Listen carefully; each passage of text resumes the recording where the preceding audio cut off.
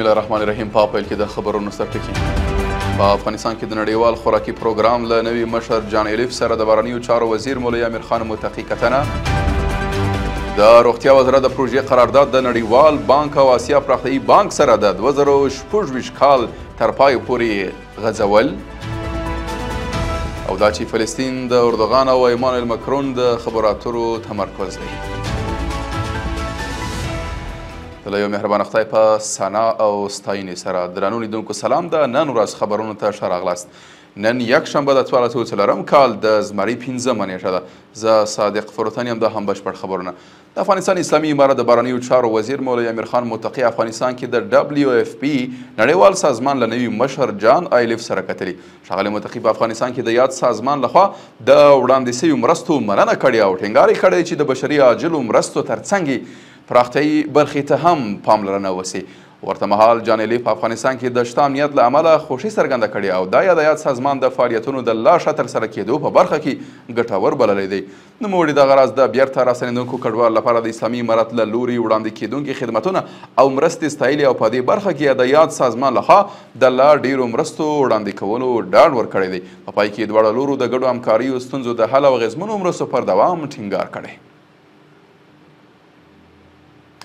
د عامې روغتیا وزیر مولوي نور جلال جلالي د یاد وزارت د یو کلونو لاسته راوړنو د تشریح په پروګرام کې ویلي چې یاد وزارت په تیر کال له نړیوالو همکارو سازمانونو سره ښه همغږي لرلې ده. مولوي نور جلال جلالي زیاته کړې د دې همغږۍ په پایله کې د یاد وزارت د پروژو تړونونه له نړیوال او آسیا پراختیایي بانکونو سره د 2026 کال تر پایه رسیدو پورې وغځول سول. د ښاغلي جلالي په وینا د عامې روغتیا وزارت په دې موده کې له چین هیواد سره د میرویس او زوی روغتون د پراختیا لپاره د 50 میلیون ډالرو مرستې او له هند هیواد سره د اندرا ګاندي روغتون د یو شمېر برخو د جوړېدو او پراختیا لپاره د مرستې لومړنۍ خبرې کړې دي.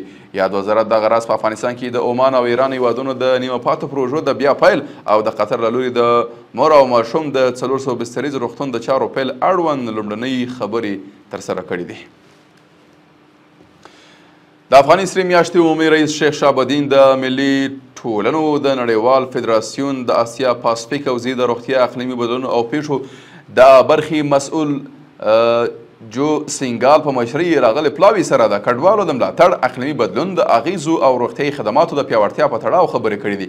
په دې کتنه کې د افغاني سرې میاشتې عمومي رئیس افغانستان ته د نړیوال فدراسیون د دغه پلاوي راتګ د افغاني سرې میاشتې د بشرپاله فعالیتونو په پراختیا او پیاوړتیا لپاره اغیزمنه وبلله او ایله یې وښوده چې دا سفر به د راستنېدونکو کډوالو د ستونزو حل له اقلیمي بدلون څخه د اغیزمنو سیمو او قربانیانو ته د ځواب ویلو د روغتیایي خدمتونو د لا ښه والي او د رواني ناروغانو د درملنې بهیر د پیاوړتیا په برخه کې عملي پایلې ولري.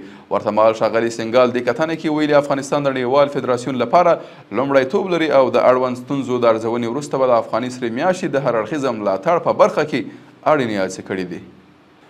او په پای کې د فرانسې ولسمشر ایمانویل مکرون پر خپله ایکس پاڼه لیکلي چې د ترکیې له ولسمشر رجب طیب اردوغان سره یې د غزې پر وضعیت خبرې کړي دي.